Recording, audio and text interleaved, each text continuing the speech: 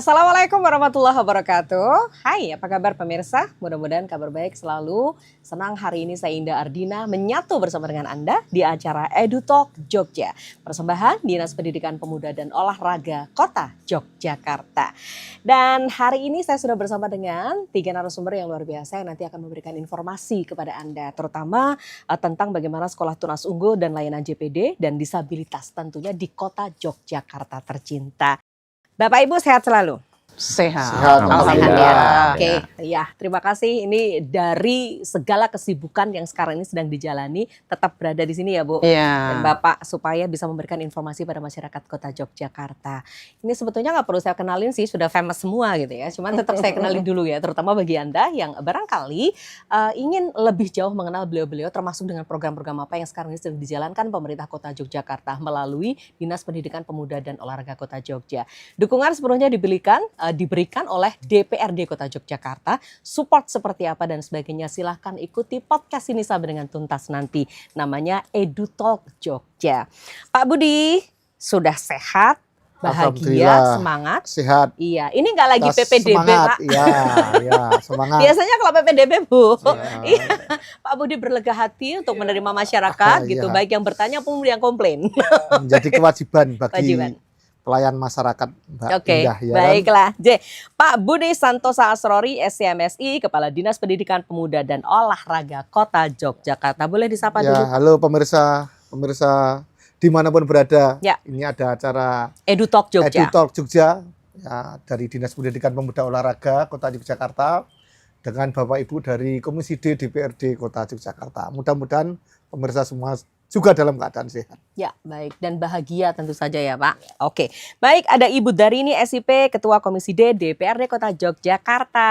Ya, Semangat Ibu. semangat Mbak Indah. Ya. Halo masyarakat Kota Yogyakarta yang kami cintai. Pada hari ini kami akan menyapa dan berdiskusi ya dengan Dinas Pendidikan. Tentunya harapan kami masyarakat Kota Yogyakarta selalu sehat walafiat dan bahagia. Oke. Dan pendidikan menjadi sesuatu yang utama di Kota Jogja ini. Luar ya? biasa juga. Beliau adalah Ketua Komisi D DPRD Kota Yogyakarta. Bu, nanti ngobrol ya seputar apa saja yang kemudian diberikan oleh Dewan sebagai support untuk pendidikan di Kota Jogja. Sering kita bicara soal pendidikan, tapi tidak jemu-jemu juga kita selalu menanti gebrakan-gebrakan seperti apa yang diberikan. Tentu Dewan sangat mendukung ya. Apalagi ini komisinya Komisi D memang terkait dengan pendidikan. Oke.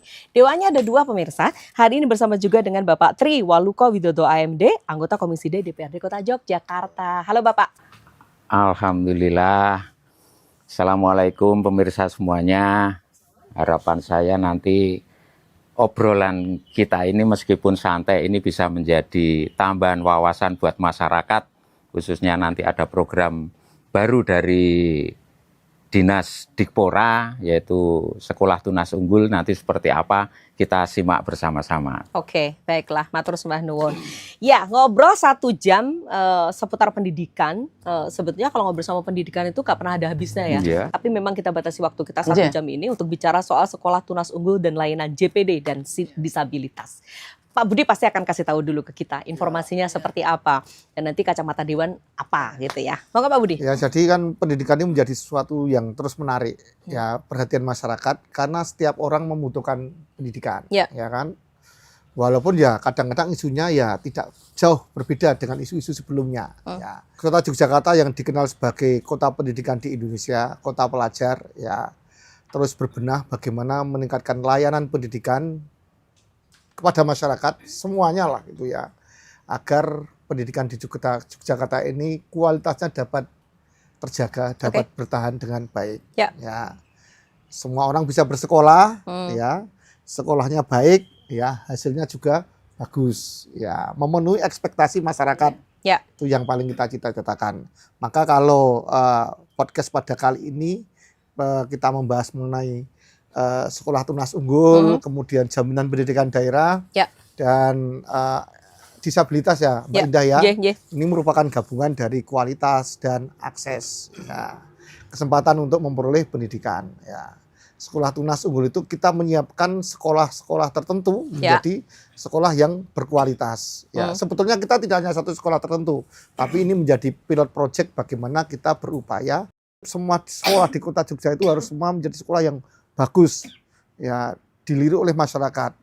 Kita berupaya semua sekolah itu favorit. Jangan membuat sekolah tidak favorit, tapi bagaimana semua sekolah itu favorit. Kalau jangan membuat sekolah favorit itu kan berarti sekolah yang favorit dibuat grade-nya diturunkan, jadi nggak favorit gitu. Tapi membuat sekolah favorit kan kalimatnya positif. Ya, betul. Ya, mengangkat semuanya menjadi favorit. Ya. Nah, itu kan. Nah, ini itu salah satu apa yang kita tuju menjadi sekolah tunas unggul, sekolah yang biasa-biasa saja, mungkin juga kadang tidak dilirik oleh masyarakat, yang menjadi sekolah yang nanti bisa disebut sebagai sekolah favorit. Kalau tunas unggul kan tidak mungkin 100 hari, 3 bulan, 4 bulan bisa tercapai, tapi kan melalui suatu proses yang agak panjang kan, gitu ya. Tapi insya Allah prosesnya nggak akan terlalu lama lah gitu ya, itu. Nah, kita tunas unggulnya ada di 2 sekolah negeri itu, ya. SD Puro Pakualaman. SD Puro Pakualaman, di komplek Darem Puro sana, ya kan. Kemudian juga di SMP 16 di dan SMP 16 sekitaran alun-alun selatan, ya, Mbak. Oh iya, oke. Itu yang sekolah tunas unggul. Oke. Ini kalau tadi Bapak mengatakan tidak terlalu panjang, artinya ada target waktu yang kemudian dicapai. Ada waktu, ya kan. Yang pertama ya indikatornya kalau sekolah negeri, SD negeri khususnya, saya kira ada kecenderungan Bu, SD negeri itu daerah urban, daerah perkotaan itu SD negeri dan SD swasta itu SD negeri menjadi pilihan kedua atau berikutnya. Tapi ini fenomena di masyarakat. Oh iya, kemudian SD swasta itu menjadi pilihan pertama. Dan kita sudah survei putaran ini Pak Widodo ya. Survei 520 responden atau berapa itu ya. Jadi ini ya semakin tinggi pendapatan semakin senang menyekolahkan di sekolah swasta. Semakin tinggi pendidikan juga sama sekolah swasta. Orang tuanya berpendidikan lebih tinggi itu biasanya memilih swasta. Khusus SD ya. Untuk SD. Khusus SD ya kan itu yang terjadi. Ini sudah ada risetnya Pak? Survei aja. Survei. Tapi sudah kita data, sudah kita simpulkan dan kita sudah presentasikan juga Pak Wali ya terkait dengan itu. Antara kita sudah ada hipotesis dugaan-dugaan tapi itu sudah dibuktikan dengan survei. Ada data yang menyebutkan itu ya. Jadi semakin tinggi tingkat pendidikan orang tuanya, biasanya milihnya juga lebih banyak ke swasta. Itu. Dan semakin tinggi pendapatannya. Penyebabnya apa? Ya reputasi sekolah. Reputasi sekolah itu bisa dijelaskan dengan sekolahnya fisiknya bagus, ya nyaman untuk belajar, guru-gurunya juga komitmennya tinggi, komunikasi dengan orang tua kiri, hasil ASPD-nya atau hasil asesmennya bagus, dan pendidikan agama, pendidikan karakter, dimanapun seperti itu. Ya semua agama, agama lah gitu ya ingin seperti itu. Maka tantangan bagi kami bagaimana sekolah negeri itu juga diminati oleh masyarakat. Ini positif banget loh. Jadi ada data karena survei hasilnya seperti ini, tapi disikapi dengan berarti kita harus memperbaiki. Ada metodologinya, ya kan, metodologinya. Terus tadi yang sekolah tunas unggulnya berarti di SD Puro Pakualaman. Kemudian SMP-nya SMP 16. Baik. Atas yang 2 itu, kemudian apa tadi indikator dan sebagainya, Pak? Yang dikatakan sekolah unggul berarti seperti apa kemudian yang diusahakan supaya mereka menjadi sekolah tunas unggul? Yang jelas indikator yang pertama kalau SD diminati oleh masyarakat. Kemudian SD Puro Pakualaman ini kemarin tahun yang lalu 5 pendaftar aja yang masuk Bu. Kemarin tahun 2025 sudah 25. Siswa. Naik. Jadi naik 20 orang Pak. Berapa? 500% ya kali 5 kali lipat naik 20 orang ya kan. Dan kita nanti juga akan mendampingi dengan berbagai macam pendekatan ya. Seperti pendampingan guru-gurunya ya. Kemudian juga fasilitas sarprasnya untuk belajar. Sama dengan kalau di SD itu lebih beratnya tadi saya sampaikan nilai ASPD atau assessment lah gitu ya, gampangnya gitu. Seperti dulu ujian nasional misalnya, pendidikan agama itu, dan juga dikit-dikit nanti bahasa Inggris atau apa. Kalau di SMP pendekatannya ya nilai ASPD dan bahasa asing, bahasa Inggris nanti itu yang kita lakukan. Baik. Bapak Ibu yang Pak Dewan dan Bu Dewan, ini menarik ya. Jadi artinya sekolah yang tidak dilirik sama masyarakat, tapi kemudian justru menjadi program dari pemerintah supaya mereka bisa dilirik oleh masyarakat, bahkan menjadi pilihan bagi mereka untuk bersekolah di sana. Terbuktinya dari 5 sekarang sudah 25. Ini baru jangka pendek. Baru diumumkan. Mudah-mudahan besok banyak lagi yang akan sekolah di sana gitu. Baiklah. Saya pengen pendapat Bu Darini dan Iya. juga Pak Widodo terlebih dahulu ya, Iya. dari kacamata penjenengan. Kalau Iya. kaitannya dengan tema yang sekarang ini kita Iya. angkat, yaitu tentang sekolah tunas unggul. Tunas unggul. Layanan JB dan disabilitas nanti dulu, kita Iya. masih punya banyak sesi. Monggo Bu Darini, apa yang mau disampaikan? Tentunya kalau tunas unggul ini adalah bagian dari bagaimana program ini yang digulirkan melalui pemerintah Kota Jogja melalui Dinas Pendidikan, dengan harapannya dengan adanya tadi perbedaan dari sekolah dalam kondisi entah itu pembelajarannya fisik dan sebagainya, itu merupakan yang sangat urgent juga. Karena apa? Kota Yogyakarta ini kan adalah kota pendidikan, di mana program tunas unggul itu menjadi bagian dari meningkatkan kualitas juga pemerataan. Nah, sehingga agar kualitas sekolah yang belum memiliki kualitas yang baik, nah seperti contoh tadi pilot project di SMP 16 dan di SD Puro Pakualaman, agar semua sekolah yang ada di Kota Yogyakarta mengikuti itu, sehingga pemerataan dan berkeadilan itu akan tercapai. Nah, tadi sudah disampaikan, baru sekali ya Pak ya, sudah ngebum tuh ya, dari 5 menjadi 25. Nah, mudah-mudahan dalam jangka waktu tahun besok ini kita sudah bisa lebih memerata lagi Pak Budi. Nah, sehingga keurgenannya program tunas unggul ini ya sangat urgent sekali, dengan di mana Kota Yogyakarta adalah kota pendidikan. Jangan sampai kota pendidikan tetapi di dalamnya tidak mencerminkan itu. Karena kalau kita lihat program dari tunas unggul ini adalah berbasis akademi, budaya, bahasa asing, begitu ya Pak Budi ya. Nah, itu kan sangat luar biasa ya, kebudayaan, sehingga karakter, jadi kalau sekolah di Jogja itu juga nanti akan terbentuk karakter kejogjaan gitu ya Pak Budi. Jadi seperti itu Mbak. Baiklah, jadi siap mendukung program-program ini. Siap selalu, dan kami kalau selalu. kaitannya dengan program pasti menyangkut anggaran dan Anggaran, lain-lain. ya, Gitu. Jadi komit pasti. ya untuk itu ya. Komit selalu Oke, kami dengan baik. pendidikan. Ketika Pak Wali dan Pak Wawali punya program ini, Ya. diterjemahkan, diaplikasikan oleh Pak Kepala Iya. Dinas, artinya kan perlu dukungan Dewan untuk Iya. bisa mewujudkan ini. Iya. Nggak asik juga sih Bu ketika kita tahu Jogja Kota Pendidikan ternyata ada sekolah yang nggak ada muridnya. Iya, gitu ya. iya. Aduh, jangan deh gitu. Iya, Oke, iya. baiklah. Nah, komentar Pak Wid, kalau soal anggaran dan sebagainya, gaspol untuk ini?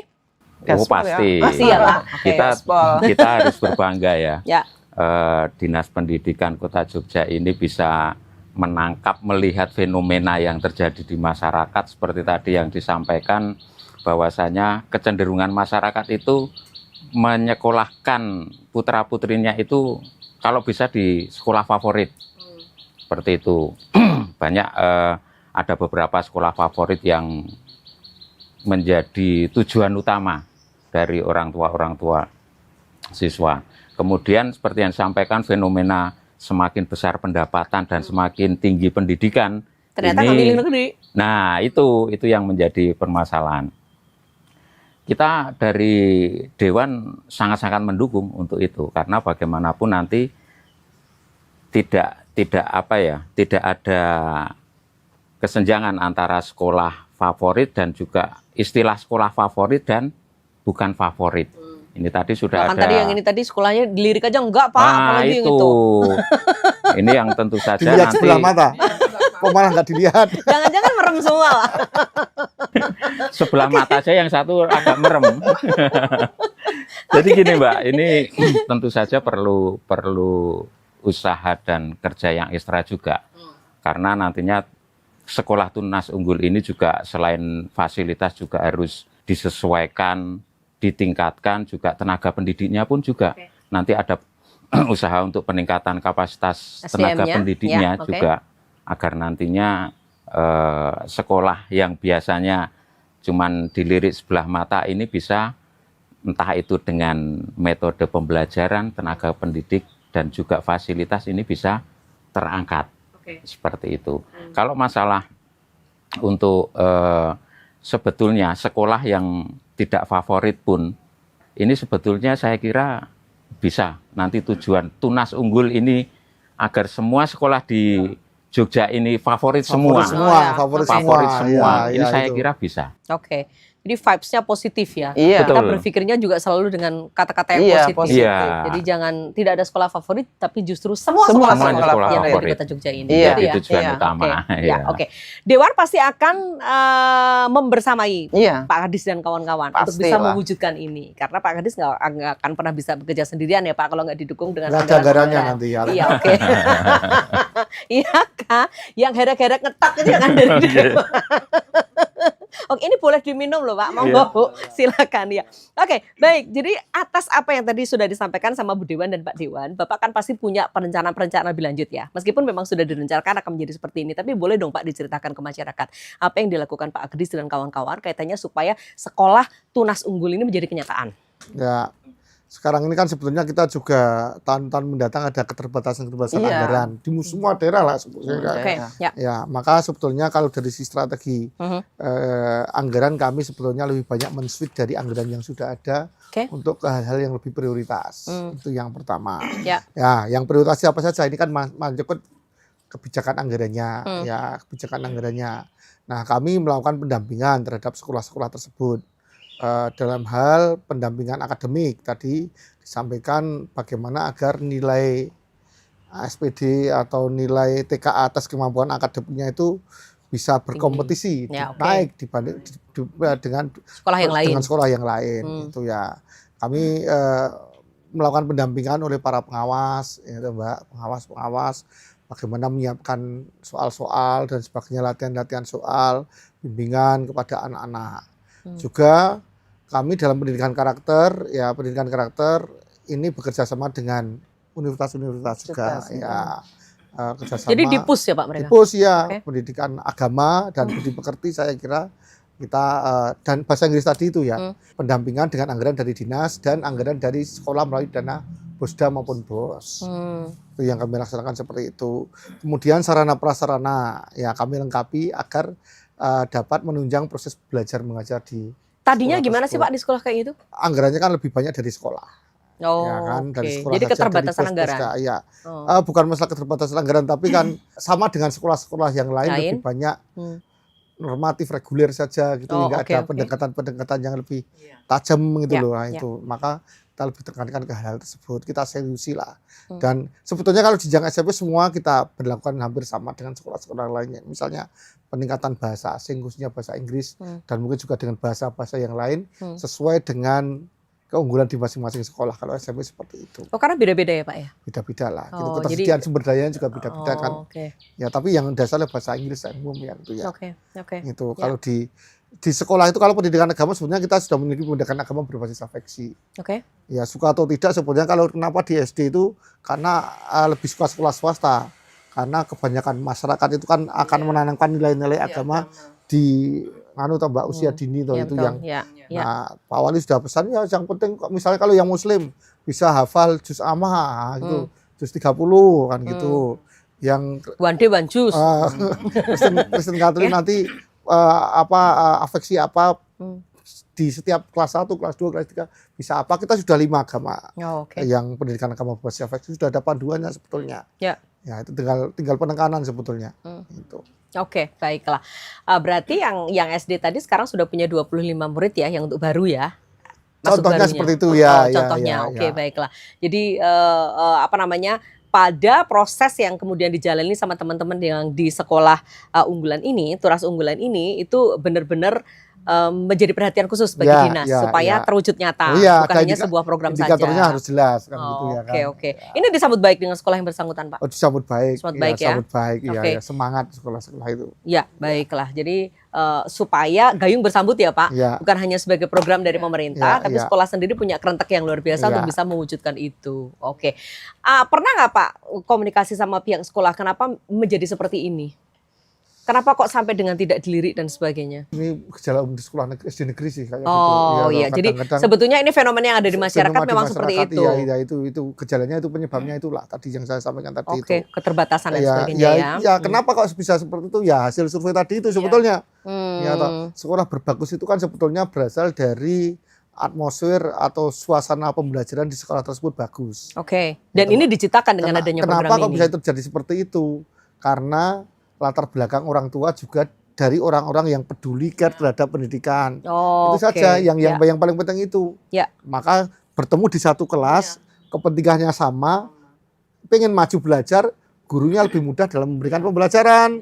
Kan gitu. Sehingga tercipta pelajaran yang menyenangkan dan kemudian menjadi pilihan. Dukungan orang tuanya juga bagus. Baik.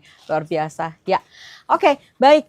Mendengar seperti ini, saya sebagai masyarakat aja senang Bu. Jadi artinya memang pemerintah peduli, negara hadir dalam hal ini untuk menjamin pendidikan yang jauh lebih bagus di Kota Yogyakarta melalui program-program Pak Gadis dan kawan-kawan yang didukung sepenuhnya oleh dinas gitu ya. Oke, baik. Nah, kalau salah satu yang kita obrolin hari ini adalah tunas unggulan gitu. Tapi ada JPD dan juga ada disabilitas yang tidak kalah penting. Dan di Jogja ini sebetulnya kalau kita komunikasi sama masyarakat, awareness-nya pemerintah itu tinggi sekali ya Pak. Sehingga masyarakat itu menjadi lebih nyaman ketika ada di JPD dan ketika dia sebagai penyandang disabilitas gitu. Bapak dan Ibu akan komentar dulu ya sebelum Pak Budi katakan apa saja program-programnya. Seperti apa Bu dari ini? Jadi program JPD itu kan juga program ya juga yang dianugulirkan oleh Dinas Pendidikan juga melalui verifikasi nanti dari Dinsos ya. Tentunya harapannya adalah bagaimana disabilitas itu kan juga bagian dari kaum-kaum yang bahasanya kaum termarginalkan. Agar dia juga memiliki suatu pendidikan yang inklusi juga. Sehingga dia juga bisa disetarakan sama dengan teman-temannya. Nah, sehingga JPD ini bagi mereka-mereka yang termasuk tidak kurang mampu, nah dia kan bisa mengakses jaminan pendidikan daerahnya. Karena memang kita ada beberapa program dari yang ada di ya kita kalau basisnya kemarin di TKS, KSJPS ya Pak Budi ya.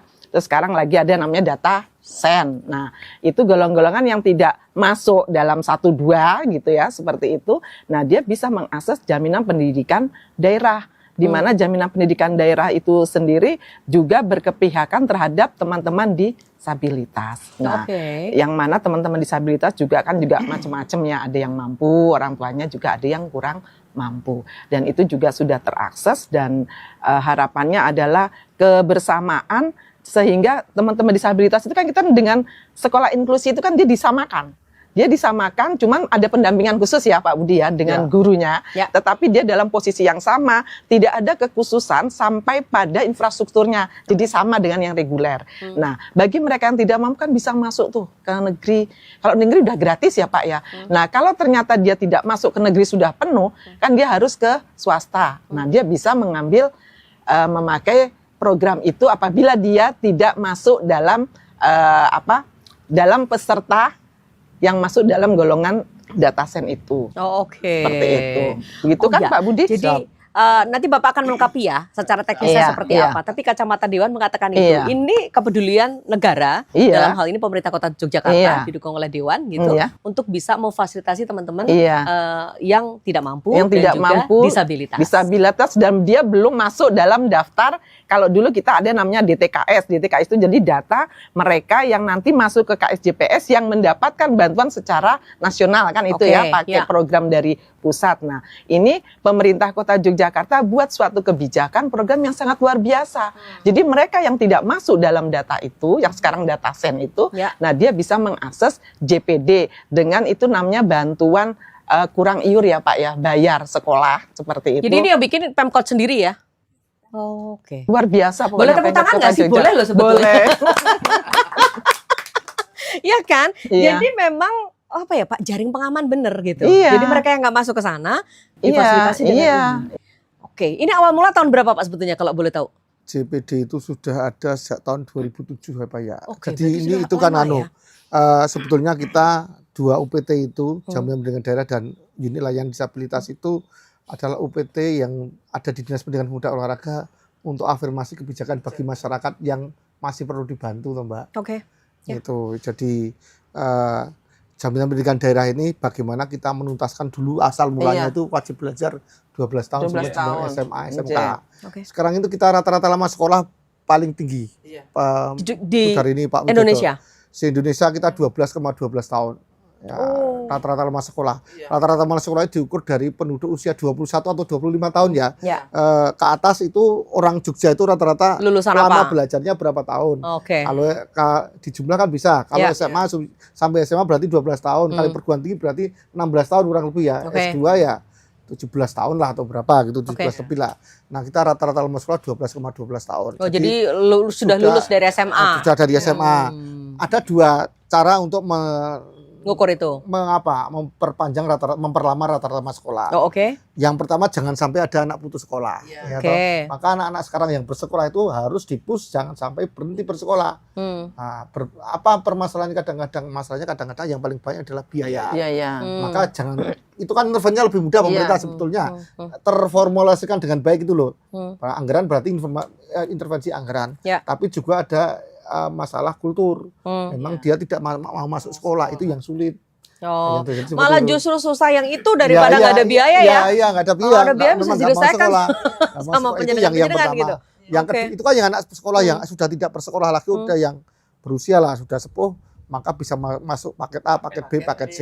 Oke. Itu masih jalan ya Pak? Paket A, paket masih ada itu Pak, non formal. Jadi nggak cuma jajan ayam aja yang pakai paket ya?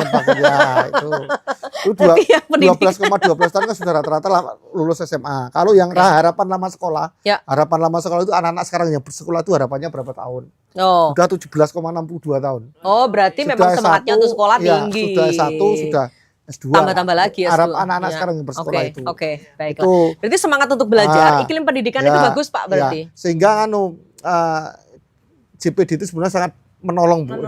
Sebenarnya formula konsep penanganan kebijakan untuk meningkatkan pendidikan akses itu sudah cukup bagus. Sudah cukup bagus. Tinggal bagaimana sekarang penekanannya dan jangan sampai lebih dari tadi bagaimana kita itu sasarannya bisa efektif menyelesaikan masalah gitu loh. Jangan kan tidak menyelesaikan masalah A, di sana masih banyak masalah lagi. Kan repot seperti itu ya, yang terjadi seperti itu. Itu. Ini penilaian yang jujur ya. Jadi artinya jangan-jangan kita mengatakan udah bagus ternyata di sananya masih keteteran gitu. Oke, baiklah. Nanti kita akan ngobrol lebih detail lagi ya mengenai hal ini ya. Bagaimana kemudian JPD ini menjadi benar-benar program yang sangat bermanfaat untuk masyarakat Kota Yogyakarta. Pak Widodo, komentar dulu Pak. Bapak kan kalau Bapak dan Ibu karena ini dewan ya, selain anggaran, selain peraturan-peraturan atau legislasi, Anda juga ada di pengawasan.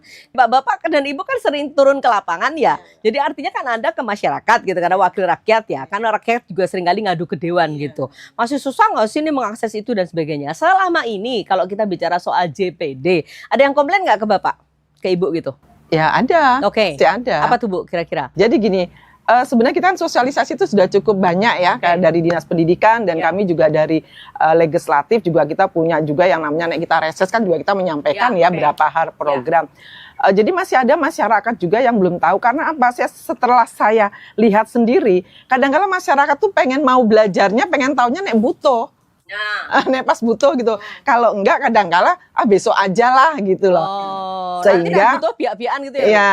Jadi masih ada beberapa program yang masyarakat tidak tahu. Nah, akhirnya ya itu tadi ke kami dan tentu kami sebagai legislatif ya tangan panjang jadi masyarakat kita mengadvokasi. Gimana sih caranya misal mengakses ini, mengajukan dengan syarat harus menyerahkan misal kurang bayarnya ya toh. Terus nanti ada foto KTP dan KK, nah dimasukin kemana Bu? Biasanya gitu Pak, ya ke Dinsos, nanti ada verifikasi.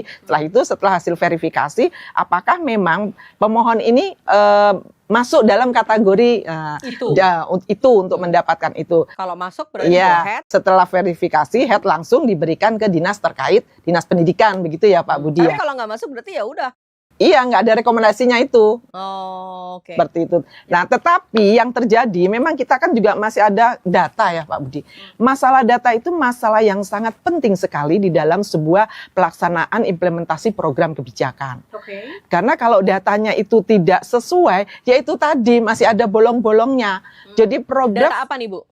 Data untuk peserta yang mendapatkan JPD itu. Penerima itu. Penerimanya. Nah, sehingga masihlah terjadi di saat kami turun, masih ada masyarakat yang kami tidak tahu bagaimana mengakses dan sebagainya. Dan itu ternyata sinkron Pak Budi dengan tadi yang Pak Budi sampaikan bahwa ternyata orang tua juga masih ingin kok menyekolahkan anaknya di tempat yang secara fisik bagus dan termasuk favorit. Tetapi kadangkala ini menjadi kritik yang saya sampaikan terhadap masyarakat. Kadangkala mereka tidak melihat sampai sejauh mana kemampuan kami, gitu loh. Jadi yang baju badan sendiri. Iya. Gitu. Jadi yang hadir ke kami begitu saya lihat kurangnya sampai 20 juta, 25 juta. Jadi sangat luar biasa. Nah, yang gini gimana? Dibantu nggak kalau yang gitu? Kita kan Kalau membantu. memang masuk bantu. Nah, kalau masuk dibantu, tapi kan sesuai dengan kemampuan dari kriteria besaran gitu. Tidak bisa terus kita memenuhi 25 kan anu nggak seperti mau itu. nek ngoten nek dibantu terus. Kok anje? Jadi itu seperti itu, sehingga apa? Pertama data, program itu bagus, tetapi masyarakat juga harus ada partisipasi yang betul-betul memang yuk kita mari bersama-sama menjalankan ini, tapi kita juga harus mengukur diri kemampuan kita. Ibu sampaikan nggak kritik Ibu ke masyarakat yang seperti itu? Saya sampaikan sehingga agar masyarakat lebih cerdas dan paham kan gitu. Sehingga dia tidak kebingungan dan ini gimana sih wong saya tidak mampu kok tidak masuk dan sebagainya gitu. Jadi begitu situasinya. Kita itu juga sosialisasi Bu, kita itu Bu. Kami itu di Dinas Pendidikan Pemuda Olahraga sampai menempelkan poster di setiap RW. Isinya apa Pak? Kalau ada kesulitan pendanaan pendidikan silakan hubungi kontak hotline-nya nomor sekian. Itu kan luar biasa. Sampai segitunya kita itu. Besok S2-nya boleh dibayari Pak? Dibayar kita kayaknya ngantri di banyak nih. Ibu nggak usah ngantri dong kalau Ibu ketua komisi. Sampai segitunya. Misalnya menjaring jangan sampai ada yang masalah pendanaan pendidikan. Padahal itu sudah disebarkan ke masyarakat. Itu tadi partisipasi. Jadi masyarakat masih ada sebagian masyarakat yang nek mau butuh baru dia mencari gitu loh. Jadi mencari tahu gitu. Tapi tidak ada di saat sosialisasi dia agak mengabaikan misalkan besok aja aku belum butuh, anakku belum butuh. Nah, seperti itu masih ada terjadi di masyarakat dan itu menjadi kritikan kita bersama dan saya juga menyampaikan pada masyarakat bahwa kalau ada sosialisasi seperti ini monggo untuk dihadiri dan dipahami seperti itu. Ini EduTalk Jogjanya diklik berkali-kali ya, jadi Anda paham kalau ada kritikan yang seperti ini dan Anda tahu linknya kemana kalau Anda butuh informasi. Jangan kalau pas butuh saja ya, tapi sebarkan untuk teman-teman yang lain. Pak Wid, apa yang bisa Ibu tadi sudah dari Ibu mengatakan demikian masyarakatnya. Bapak apa yang sudah pengalaman masyarakat? Sama ya? Kayak saya gitu juga pernah mengalami seperti itu. Bahwasanya kadang masyarakat itu dalam hal untuk informasi programnya ya, informasi program sendiri itu kadang misalnya di wilayah ada sosialisasi, kadang masyarakat memang kalau belum butuh nggak mau datang. Terus kalau pas butuh bingung dia cari informasi. Nah ini yang menjadi mungkin perlu ditingkatkan kesadaran masyarakat. Informasi-informasi program dari pemerintah kota itu seperti apa agar nanti sewaktu-waktu membutuhkan bisa diakses seperti itu. Kemudian benar yang disampaikan Bu Dari ini kritik masyarakat sendiri yang kadang nggak ukur baju badan sendiri gitu, mengukur kemampuannya. Ya, kadang entah itu karena gengsi atau apa, pengen menyekolahkan anaknya di entah itu sekolah semacam, tertentu, kayak tapi boarding ternyata school dan sebagainya. Tapi ternyata ada. untuk biaya masih kesulitan juga. Tapi memang saya pernah mengakses itu, ada kekurangan biaya sekitar 12 juta Bu dari ini. Dan saya lihat ternyata memang sekolahnya juga di boarding school juga. Kadang kan kita juga nyun sewu lucu juga kan. Iki orang mampu tapi kok nyekolah ke kan si Santita Putra itu. Nah, kan boarding school. Tapi alhamdulillah dari pemerintah kota lewat Dinsos dan Dikpora ini tetap diakomodir karena memang masuk kriteria juga ternyata. Tapi memang besarannya sesuai dengan plafon yang sampai di sini saya tanya ke Pak Hadis ya. Pak, gimana cara ada besaran yang harus memang ditentukan gitu? Warga yang tidak mampu membayar, tapi tidak masuk dalam database untuk dibantu. Ya, lalu terus gimana? Ya, itu kan terus mengadu, ya kan? Nah, makanya kemudian kami dengan Dinas Sosial itu Dinas Sosial melakukan verifikasi ke lapangan. Betul enggak warga yang mengadu tadi memang layak untuk dibantu, ya kan?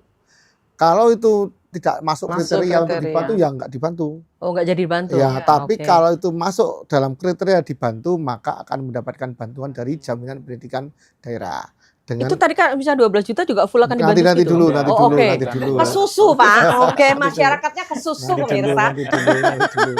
Ada skema-skema yang akan dibantu. Jadi ada skor-skornya ketika melakukan verifikasi ke lapangan. Skornya itu paling tinggi adalah sesuai dengan skor yang sudah didata warga miskin, istilahnya KSJPS, Keluarga Sasaran Jaminan Perlindungan Sosial. Dulu namanya KMS, Ya, Kartu Menuju Sejahtera. sekarang itu ya. Maksimal skornya sama. Oleh karena itu bantuannya juga sama dengan yang diterima oleh warga yang lain. SCPS. Oh. Maksimal ya SMA SMK itu 5 jutaan lah, hampir 5 juta. Oh, itu maksimal, enggak semuanya dibantu, di cover semua. Oke. Dan di setiap jenjang ada 2 kali kesempatan. Ada 2 kali kesempatan. 2 kali kesempatan. Ya, itu setiap ya. jenjang tuh maksudnya SD 2 kali kesempatan, SMP 2 kali kesempatan. Jadi kalau misalnya SD nunggaknya kelas 1, 2, 3 maka bisa di 3 tahun. Tapi ya maksimal itu tadi. Sesuai dengan yang KSCPS secara umum. Iya. Ya, tapi ini ya baik ya. kalau yang disampaikan oleh Bu Dari ini Pak Widodo kan ada 2 hal. Mungkin ya memang warga tersebut betul-betul memang nggak mampu, ya kan. Ini umumnya kan yang terjadi di sekolah swasta, Mbak. Oke. Ya, sekolah negeri nggak terjadi karena khusus SD, SMP, SMA lah sampai SMA kan kalau warga miskin nggak boleh ada pungutan lah kalau ada pungutan. Kita itu selain membantu dalam bentuk bantuan jaminan pendidikan secara uang, kita juga melakukan mediasi antara orang tua dengan sekolah yang bersangkutan. Karena biasanya kalau yang terjadi itu kan kalau ada tunggakan itu sekolah swasta ini umumnya Mbak ya. Jadi orang tua nggak berani datang ke sekolah. Itu kan ada ketakutan sendiri kan gitu toh. Itu yang kita menjadi mediator di sana ya. Kemudian kadang-kadang sekolah juga lapor kami itu ini nggak boleh ikut ujian, nggak boleh, kadang-kadang ada bullying seperti itu. Nah, kita juga sebetulnya juga memahami toh Mbak bahwa kalau sekolah swasta itu pendapatan terbesar kan berasal dari pemasukan itu ya. Pemasukan anak-anak yang bayar SPP itu. Itu digunakan untuk biayai gaji guru terutama guru-guru non ASN kan. Dan yang lain-lainnya untuk penyelenggaraan cara pembelajaran. Nah, kalau nunggak kan berarti kan juga penyelenggaraan pelajarannya mengalami hambatan. Juga. Terjadi seperti jadi win-win solution ya sebetulnya. Iya, kita masyarakat juga mesti tahu. Jangan sampai sekolah juga dirugikan kan seperti itu. Kemudian ini kan waktunya juga terbatas ini kan ya toh. Baiklah. Ya, ternyata waktunya terbatas, Pak. Yang disabilitas belum ya. Apa disambung besok aja ya kan. Masih nyimpen 1 topik ya lah. Oke, baiklah. Tapi dengan yang obrolan kita semacam ini, kayaknya sih kita tuh sambil santai ya. Tapi ternyata sangat penting yang diobrolin. Ternyata negara juga bisa hadir dalam hal itu. Meskipun masyarakat juga harus pandai mengukur kekuatan dirinya. Jangan sampai sudah ada poster mengatakan kalau ada kesulitan nanti dibantu oleh negara. Kemudian biuk raweruh pokoknya negara piye carane gitu ya. Administrasi negara kan katanya ada yang bilang negara itu seperti orang ronda, ya kan. Nah, kalau sudah aman ya nggak usah ronda. Tapi ketika nggak aman ya perlu ronda kan gitu seperti itu ya. Oke, baiklah Pak J. Ya, sedikit sekarang kita menyambung mengenai disabilitas ya. Tadi disabilitas kan Bapak sudah katakan juga pemerintah punya program-program tertentu ya Pak. Bahkan kalau kita tahu kan ada UPT-nya ya Pak untuk ini benar-benar disabilitas atau tidak dan sebagainya. Ini Jogja iklimnya sangat kondusif lah. Jadi disabilitas itu muncul awal-awal itu pada ya era-era 2013, 2014. Sebenarnya itu perhatian pemerintah masyarakat terhadap anak-anak inklusi disabilitas tinggi. Kemudian kan tapi penanganannya kan masih belum optimal juga pemerintah ya kan. Maka kita Kota Jogja ini tahun 2017 dibentuk UPT Unit Layanan Disabilitas. Itu tujuannya apa? Tujuannya untuk memberikan sosialisasi pada masyarakat pentingnya perhatian masyarakat terhadap anak-anak berkebutuhan khusus. Kalau dulu itu kan anak yang slow learner, lambat belajar, itu sering ada percekcokan antara guru dengan wali murid. Orang tua siswa. Ya, murid kurang perhatian gini. Gurunya juga kesulitan memberikan pembelajaran dengan anak-anak yang slow learner itu lambat belajar lah gitu ya. Tuh ternyata dulu belum sampai ada ini ternyata disabilitas perlu pendekatan khusus enggak. Yang terjadi dulu seperti itu, Mbak. Akhirnya ada UPT. Kemudian kan ada kalau kayak gini kan anak tersebut sekarang kan bisa di assessment. Bisa anak penyandang disabilitas apa tidak. Nah, ini fungsi yang kedua. UPT itu juga melakukan assessment. Kita ada psikolog pendidikan juga bisa melakukan assessment terhadap anak-anak yang diduga berkebutuhan disabilitas. Jadi ada penegakannya ya. Dampaknya apa Bu sekarang? Jogja ini di DIY adalah daerah kabupaten kota yang paling tinggi angka disabilitasnya. Oh, karena ada assessment. Karena rajin menurunkan sebetulnya gampang ya menurunkan ya. Nggak usah ada aja. Ya kan Pak. Masyarakat menjawab Pak, nggak usah ada. Itu ya toh. Percaya masyarakat. Itu yang ketiga. Tapi nggak boleh gitu justru di assessment ya Pak. Ya kita menyiapkan guru-gurunya juga. Guru-gurunya namanya GPK. Apa itu? Guru pendamping khusus. Oke. Guru pembimbing khusus. Ya. Ya, itu latar belakangnya Bu. Latar belakangnya psikologi pendidik. Fakultas psikologi pendidikan, BK, ya, kemudian LB Bu, LB. Luar biasa. Ya salah itu harus kriteria itu. Kalau di negeri kita sudah mempunyai 130 guru. Oke. Nah, setiap sekolah itu harus ada pendampingan Berarti ada ya? Ya. Itu, dan termasuk kita membayari juga Bu. Yang ketiga, yang keempat menyiapkan kurikulum adaptif. Menyiapkan kurikulum adaptif. Ya, Ini beda ya Pak? Ya disesuaikan lah. Juga kita memberikan Bu, memberikan peningkatan kompetensi pada guru-guru umum agar juga siap melayani anak berkebutuhan khusus. Jadi bukan berangkat dari ruang yang kosong jadi mereka punya kemampuan juga. Oke. Ini adalah bentuk salah satu pendidikan untuk semua. Pendidikan itu harus inklusif, pendidikan itu tidak eksklusif. Baik. Ya memang ya berat sebetulnya guru Bu mengajar anak dengan berbagai ragam latar belakang, kecepatannya juga berbeda-beda. Heterogen itu guru berat ngajar terus terang itu. Pada sambat Bu, jangan itu Bu. Tapi Bapak dukung ini supaya semuanya bisa melakukan dengan pemerintah baik kan ya. pendidikan apalagi seluruh yang didikan oleh pemerintah itu kan seperti itu. Nah, itu. Baik. Kita akan ikuti ya Pak seperti apa perkembangan untuk disabilitas dan sebagainya. Next mudah-mudahan kembali ketemu ya untuk ngobrol-ngobrol masalah ini gitu. Pak Wid, apa yang mau disampaikan di akhir acara Pak? Pemerintah kota khususnya lewat Dikpora ini saya kira karena pendidikan ini merupakan layanan dasar, ini sudah semaksimal mungkin untuk mewujudkan bahwa pendidikan itu bisa menjadi kebutuhan pokok masyarakat ini sudah terakomodir semuanya. Kalau disabilitas kita juga untuk penerimaan PPDB-nya juga sudah mengakomodir berapa persen untuk disabilitas sudah kita akomodir. Ada kuotanya ya Pak? Iya, 5%. sudah ada. Dan yang tidak diterima di sekolah negeri, SMP negeri, ke sekolah juga kita biayai Pak. Betul. Nah, kemudian dari tenaga pendidik sendiri sudah ada. Tadi ada GPK dan sebagainya. Kemudian untuk fasilitas tadi sekolah juga mungkin dari teknologi untuk bantuan teknologinya ya. Mungkin Nyon Sewu untuk yang kurang pendengaran, mungkin perlu alat bantu yang itu nominalnya juga lumayan tinggi yang mungkin ini perlu. Ini dibiayai negara. Lah ini kan masih belum maksimal kita untuk membantu itu. Kemudian untuk yang mungkin agak kurang, ya mungkin dari semacam teknologinya kan seperti itu. Ini yang tapi kita push untuk bisa maksimal kita dalam melayani penyandang disabilitas. Seperti itu. Dewan akan dukung ini supaya Pak Budi bisa bergerak dengan jauh lebih cepat gitu ya untuk meskipun pusing ya Pak. Iya, anggarannya terbatas. Jadi kadang-kadang kita gitu gini-gini mulu-mulu nanti kan kita anggarannya ada enggak gitu. Kan semuanya dasarnya money follow function. Jadi uang itu mengikuti apa yang mau dilaksanakan, tapi kita sudah banyak dilaksanakan, money-nya enggak ada, terus dari mana ya Pak Wia?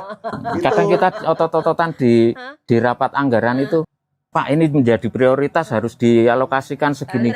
Lah ini juga ini Pak prioritas juga ini. Ini penjenengan lagi curhat semua. Saya pikir waktu itu masih panjang Pak, jadi tapi nggak apa-apa, kayak gitu. Bu Dari ini apa? Monggo silakan.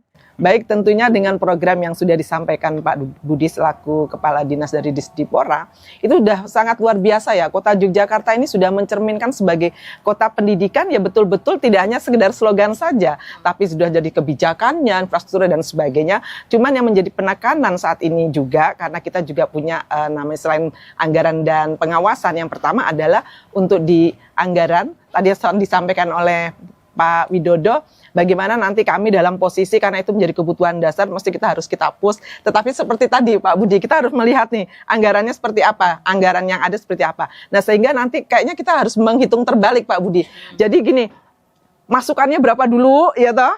Nah baru nanti dijabarkan gitu. Nah, budget sama. Padahal kebijakannya dulu harusnya. Jadi ini dibalik, jadi piramidnya dibalik gitu ya dengan situasi kondisi yang seperti ini.